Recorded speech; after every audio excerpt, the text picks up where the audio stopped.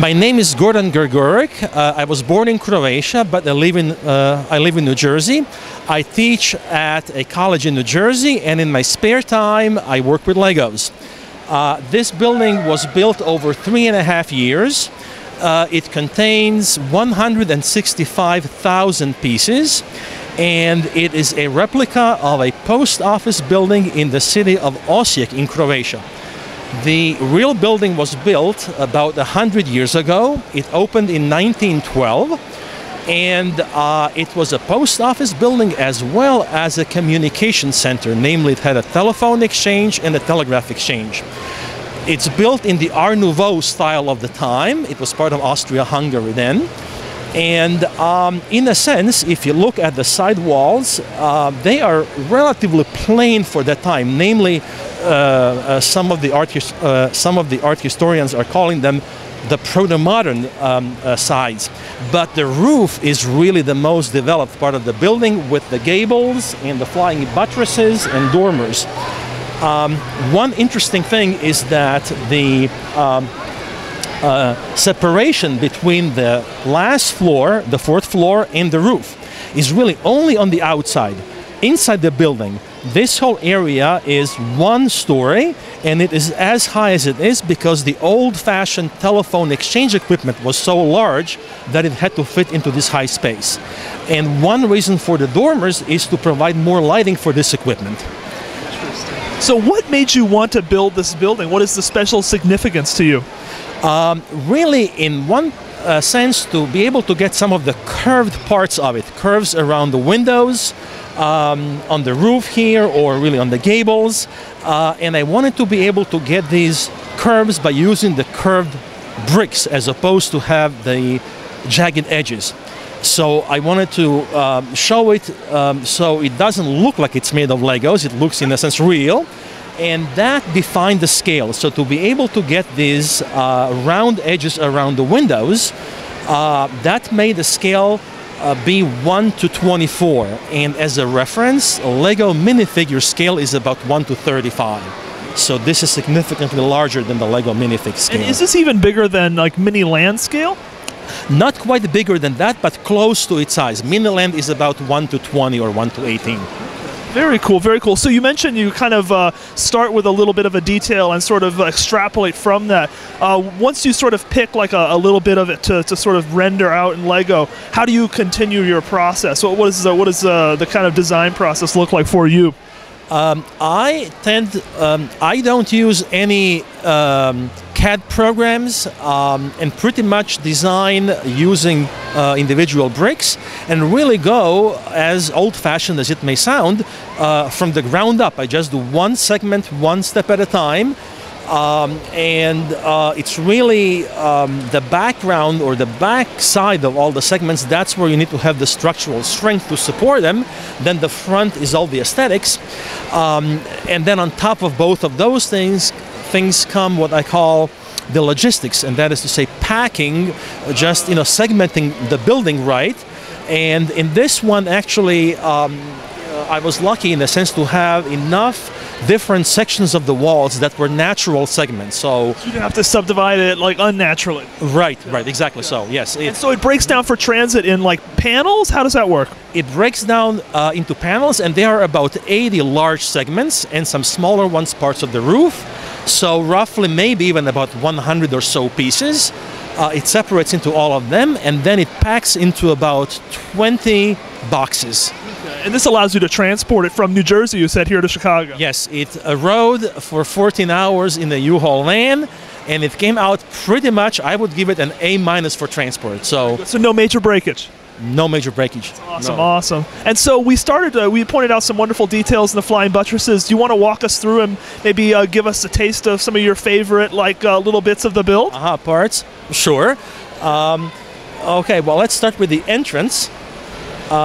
Entrance was the most demanding part to build because it's most curvilinear, and it is the one part of the building which art historians say resembles Gaudi, his buildings in Spain. So this is like almost like a sculpted concrete type of thing. Yes, exactly. Very nice. very much intricate, and that was in a sense the most difficult thing to get in Lego, especially this top part. On the other hand, the columns were pretty much there. With this scale I was able to get the right brick, so I was able to get all of those curves. And then moving from there, you have the ground floor, and basically the ground floor and the first floor, they have these ribs, the little lines in between on the facade.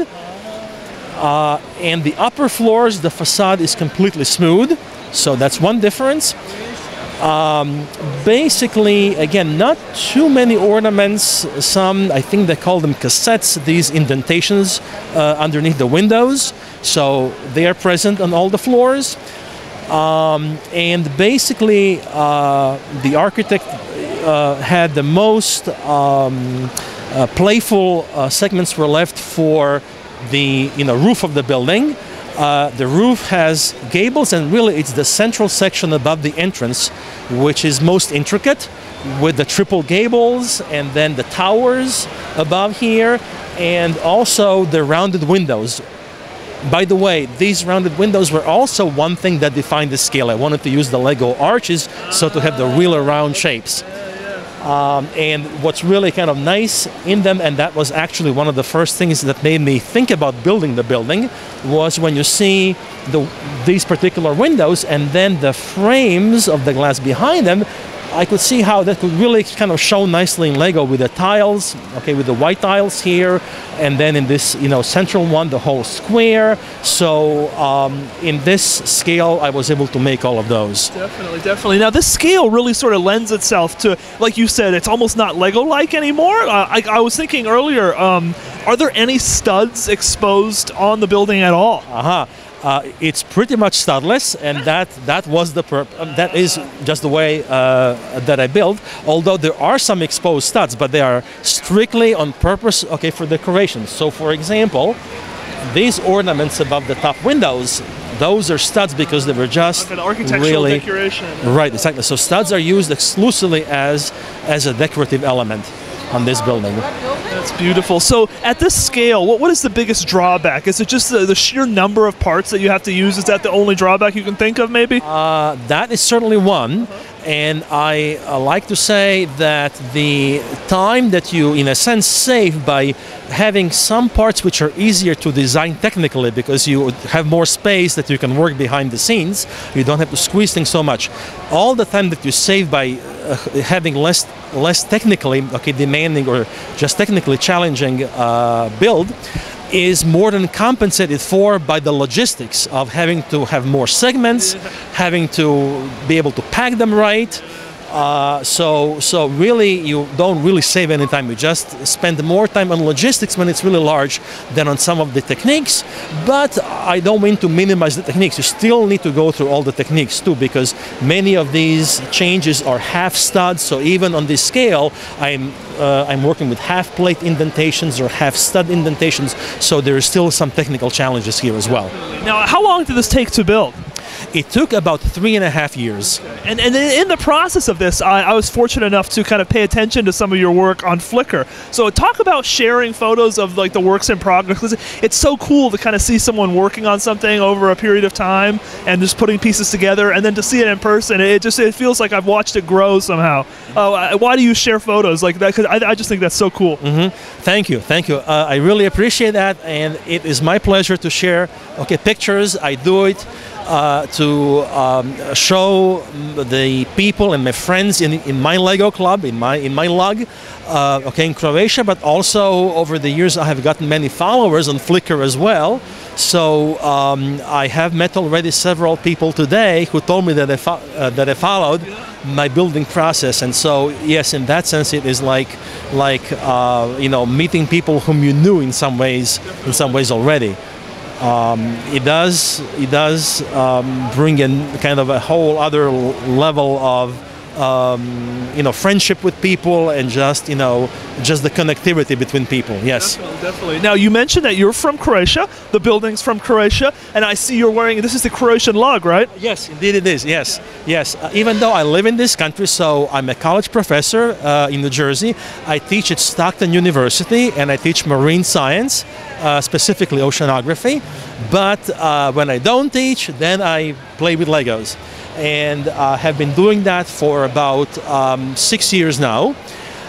Because I traveled to Croatia, I actually, for a number of kind of serendipitous reasons, became connected with some people over there. Indeed, one interesting part is that a building that was nominated for one of the best builds at Brickworld, I'm guessing this may have been about 6 or 7 years ago, was a building from my friend from Croatia who is in the Lego club there, and his last name is Grguric, the same last name as mine, even though we are not related. So we are not blood relatives, we are just Lego relatives or Lego friends. And it is good, and in some ways this is also a testimony to all of them, to my friends over there who have been giving me support as well over all the years. Are there any plans to repatriate the building to Croatia? Maybe, yes, that is certainly an option. The thing is, though, this exhibit in Chicago here, this Brickworld, is the first time that the building is being shown in public. So I would like to show it at least a few more exhibits in this country. At that point, perhaps we may think about shipping it over there. Very cool, very cool. Well, Gordan, thank you so much for sharing with us. Wonderful build. Thank you for doing what you do and sharing it with the world. You are quite welcome, and thank you too.